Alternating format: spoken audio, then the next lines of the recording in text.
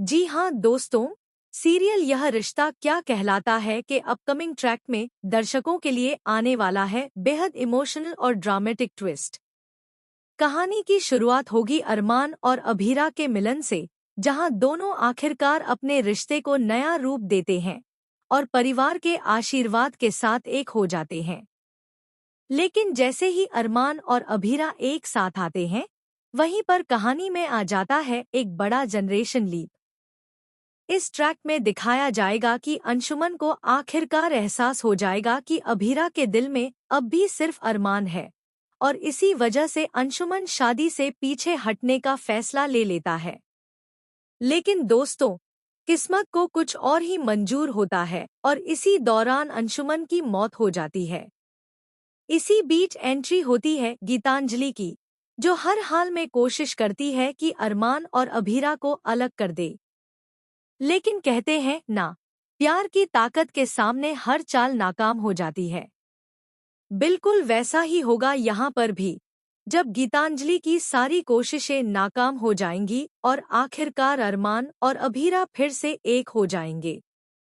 दोनों की एक बार फिर कोर्ट मैरिज होगी और पोदार परिवार में छा जाएगा खुशियों का माहौल।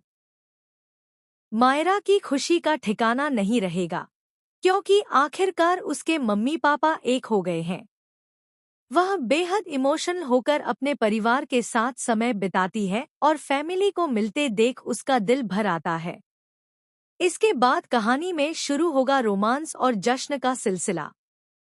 पोदार परिवार अरमान और अभीरा को गिफ्ट करेगा एक खूबसूरत हनीमून पैकेज और सब कहेंगे कि मायरा की जिम्मेदारी अब हम लोग संभाल लेंगे।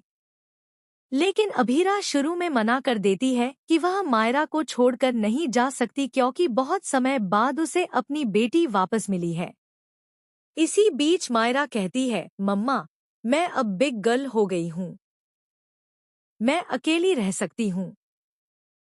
मायरा की यह मासूम बात अभीरा के दिल को छू लेती है। आखिरकार घर वाले अरमान और अभीरा को भेज देते हैं हनीमून पर और दर्शकों को मिलता है उनका रोमांटिक ट्रैक।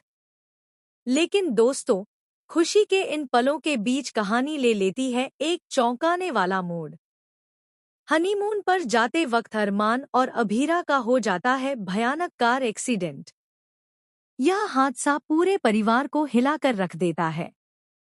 घर तक जब यह खबर पहुंचती है तो मातम का माहौल छा जाता है। मायरा का रो रो कर बुरा हाल हो जाता है। विद्या और बाकी घर वाले उसे संभालते हैं, लेकिन खुद भी टूटे हुए नजर आते हैं।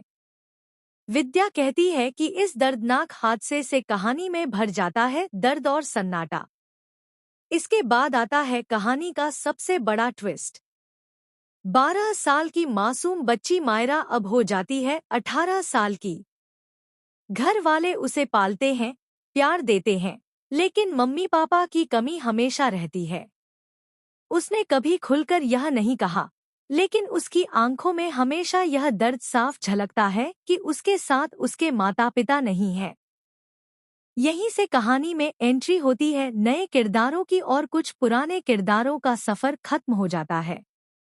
अब अपकमिंग चैप्टर में देखने को मिलेगा कि बड़ी हो चुकी मायरा की जिंदगी में आएगा एक ऐसा मोड़ जो कहानी को पूरी तरह बदल देगा। उसकी लाइफ में नए ट्विस्ट, नए रिश्ते और नए चैलेंजेस देखने को मिलेंगे। दोस्तों, सीरियल की आने वाली यह कहानी दर्शकों के दिलों को छू लेगी और इमोशंस के साथ साथ रोमांस, फैमिली ड्रामा और शॉकिंग ट्विस्ट से भरपूर होगी। तो दोस्तों, जुड़े रहिए हमारे साथ, क्योंकि यह रिश्ता क्या कहलाता है का यह नया अध्याय आपके सामने लाने वाला है एक से बढ़कर एक शानदार अपडेट।